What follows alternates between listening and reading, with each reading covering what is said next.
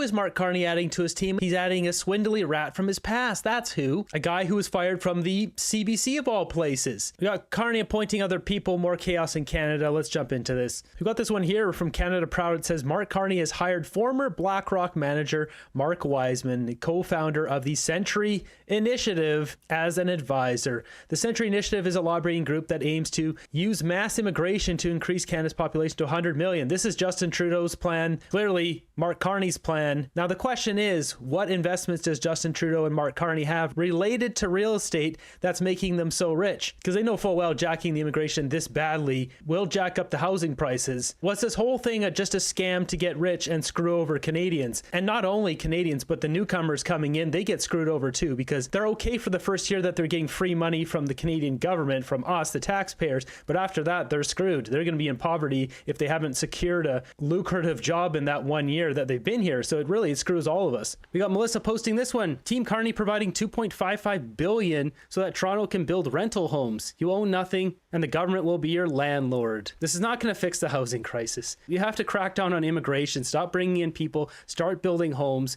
crack down on foreign buying, no more Chinese money. So right now, Justin Trudeau put in a ban, which is still in place. It only bans foreign money in metropolitan major city areas. You can still have Chinese money and come and buy all the towns around it, land and farms and factories. All of it needs to be banned. We should have no foreign buying coming from China. The only thing we should be doing is reciprocal real estate purchases based on the country, as I said a few days ago, like Thailand or other countries. If we can buy in their country, they can buy in our country. But for right now, we shouldn't have any of that. Open that up later once we fix our housing crisis. So we got the man of the hour, Evan Solomon. I showed a brief clip on him before. We're diving deep into this here because former journalist Evan Solomon is running for federal Liberals in the next election. What do you know? Given the urgent challenges and threats facing Canadians right now, I've decided it's the right time to come home and do whatever I can to help my community and country, Solomon wrote.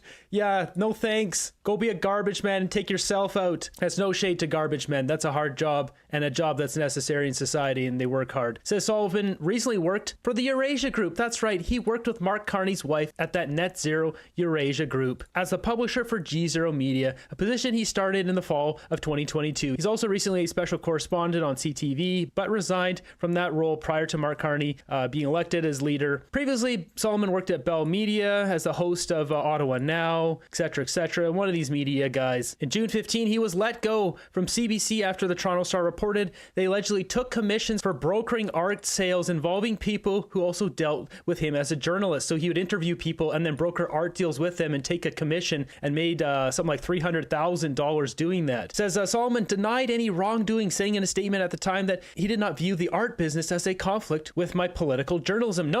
Having connections to these very wealthy people and doing art deals with them, Mark Carney being one of them, no, not a conflict at all. This was so bad to the point that CBC fired him. Going down memory lane, we're going to look at exactly that. Evan Solomon is gone from the CBC. The former host of Power and Politics here on CBC News Network and The House on CBC Radio was fired last night after a report alleging he brokered art deals with people with whom he was involved as a journalist. James Murray takes us through the allegations. Allegations that were first raised by Toronto Star investigative journalist Kevin Donnellan, who said that after an investigation into Evan's private business affairs away from the CBC, that they had uncovered a sort of secret sideline in art dealership. Apparently, Evan Solomon had a long-standing relationship with a man who most Canadians would never have heard of, but is very well known in world art circles as an art collector, and it seems someone who is trying to unload some of his paintings. It seems a deal was struck for a commission, a 10% commission that was done in secret. If Evan Solomon, it seems, could introduce this art collector to some famous and influential people like Jim Balsillie, formerly of Research in Motion and BlackBerry, and Mark Carney, who was the governor of the Bank of Canada, now the governor of the Bank of England. Apparently, much of this went on without the CBC knowing anything about it until recently, it seems. We're hearing that that the CBC only recently found out about this. Kevin Donnellan and the Toronto Star came to the CBC this week with very specific allegations, and it only took about a day and a half before Evan Solomon was suspended and then let go from the CBC. And in response to that shock firing last night, James, what kind of reaction are we hearing today? Well, none of the people involved, Heather, despite many of them making their living doing broadcast interviews, are willing to do broadcast interviews today. The CBC... Is that right? So Evan didn't want to speak on this. Wonder why? For anyone who's unfamiliar, art sales, art dealings, this is usually where you find money laundering because the value of paintings is subjective. Oh, it makes me feel a certain way. 5 million. They're able to shuffle money in through art sales because it's such a nebulous, subjective prices that are put on art. That's not what this story is about, but it's big art dealing. You've got big bankers, high profile people with a lot of money doing these deals, and he's introducing to them. So there's probably more to this story than we know. He has only issued a written statement. There was a statement yesterday that was emailed to employees from our editor-in-chief. For public notice, Chuck Thompson, our head of our CBC Media Relations, issued this written statement saying, based on information that's come to our attention, we've determined that some of Evan Solomon's activities were inconsistent with our conflict of interest and ethics policy, as well as our journalistic standards and practices. That's a written statement that was released from Chuck Thompson, the head of our CBC Media Relations. Evan Solomon, again, somebody who made his living the past 20 years doing broadcast interviews, apparently not giving them today, but has issued a written statement through a law firm saying, I did not view the art business as a conflict with my political journalism at the CBC and never intentionally used my position at the CBC to promote the business. I'm deeply sorry for the damage that my activities have done to the trust the CBC and its viewers and listeners have put in me. And he also writes that he has the utmost respect for the CBC and what it stands for. Mark Carney also giving a statement. He seems to have been caught up in all of this. Through the Bank of England, there was a statement released today saying that he has no ongoing or enduring relationship with Evan Solomon and that he does not comment on his own private affairs. No ongoing relationship, yet Evan Solomon went to go work with his wife at the Eurasia Group, and now he's running as a Liberal for Mark Carney. These words are coming back to bite him, because obviously there's some sort of relationship there, isn't there, Mark? Well, it is private affairs that has certainly gotten Evan Solomon's public job here at the CBC into jeopardy. He's gone from essentially having his face on the building to having no job here at all in a matter of hours, less than a matter of days, Heather.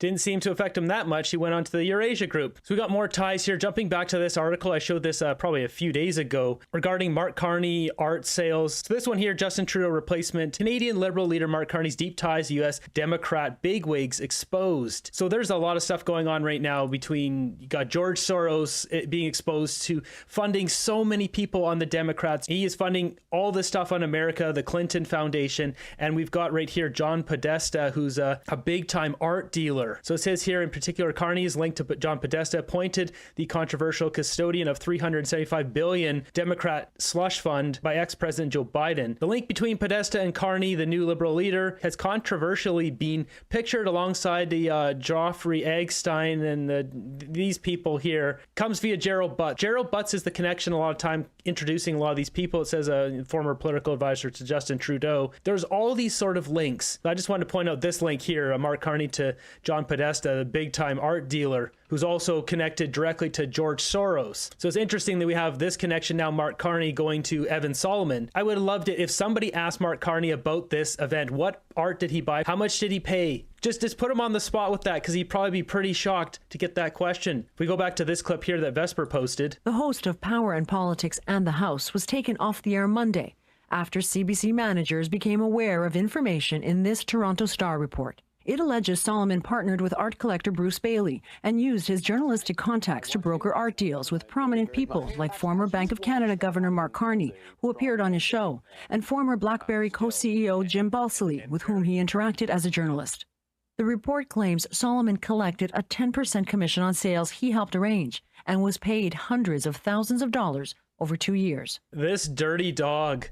So it was about $300,000 he made. Just filthy, dirty art sales. Mark Carney all wrapped up in this. And now going back to this, he's running for federal Liberals in the next election. We want this guy representing Canadians? I don't think so. Not someone who's been proven to be doing dirty deals. And just to solidify Mark Carney's position on net zero, we've got this one here Mark Nixon posted. This is from last year, Mark Carney on Vasi Capello's show. As he says here, proof all the Liberals do is lie and gaslight Canadians. Carney flip-flop on the carbon tax. Chrystia Freeland, kids go hungry. Karina Gould, net zero, the only way forward. Let me flip it around. If we took away the price on pollution, more than two-thirds of Canadians would be worse off they would receive less. And they get the price off on the carbon they're spending, but they would receive less in terms of the transfer.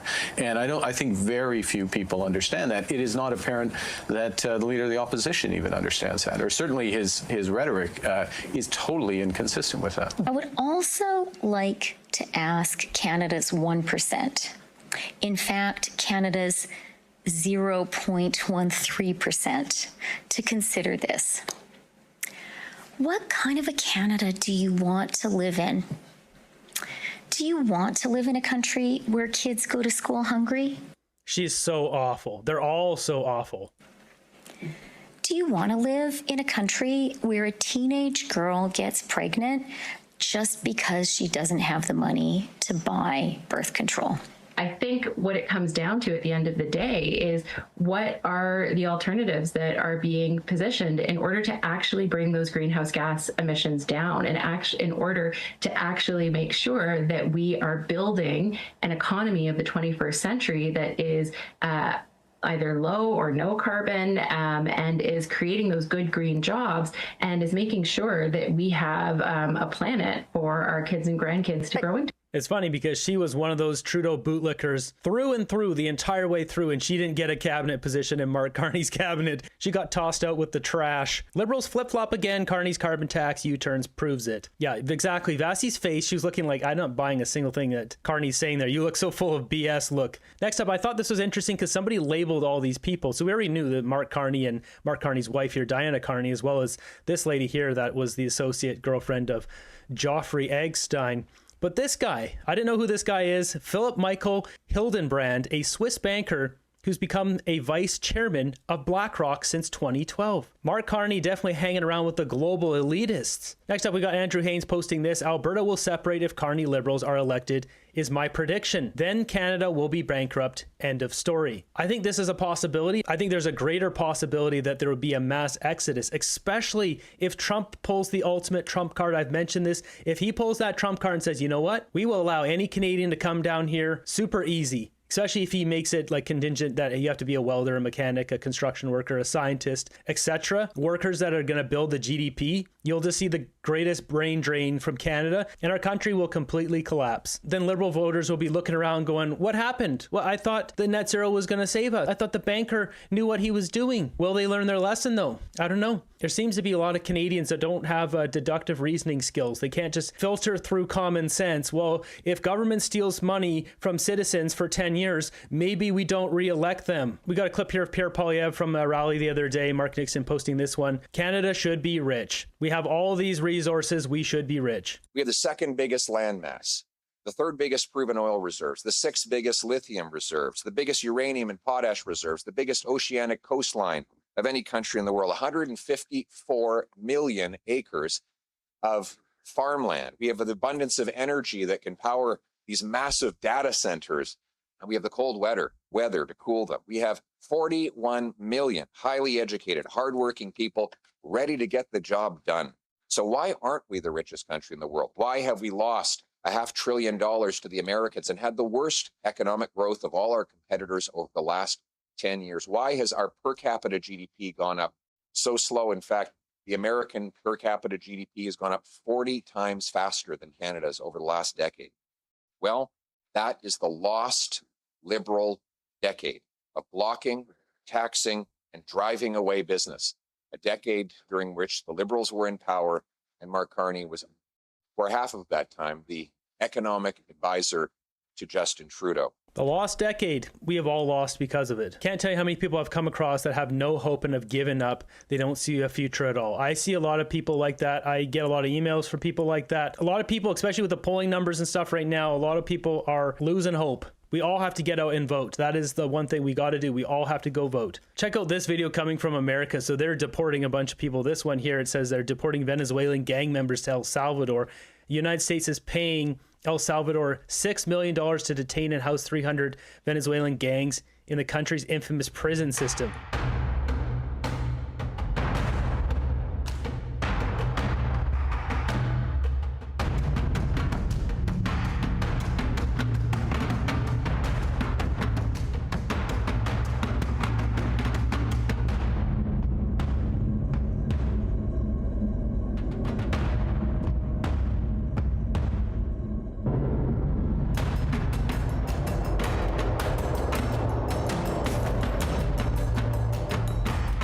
So this just keeps going and going. They keep bringing out guy after guy after guy. This is all a big display to show Trump's delivering on this promise, you can see here. And they bring them into the jails, shave them up. Gangster after gangster after gangster. We need to get rid of the gangsters in Canada. This is a huge win for America. There we have it. Mark Carney building quite the team around himself, isn't he? Evan Solomon, guy who worked with his wife, Eurasia Group, another net zero guy. Mark Carney is bringing in all the net zero losers to help destroy Canada, isn't he? That's why he didn't get rid of radical Stephen Guilbeault. There's more and more news breaking here every single day on what's going on, as you saw previously with Carney and the coal mine. Taking advantage of coal miners, we have Mark Carney through Brookfield taking advantage of the impoverished people of Peru. Mark Carney, not a good guy, not an honorable guy, not a respectable guy. He's just a billionaire who takes advantage of people, and he's here to suck Canada dry.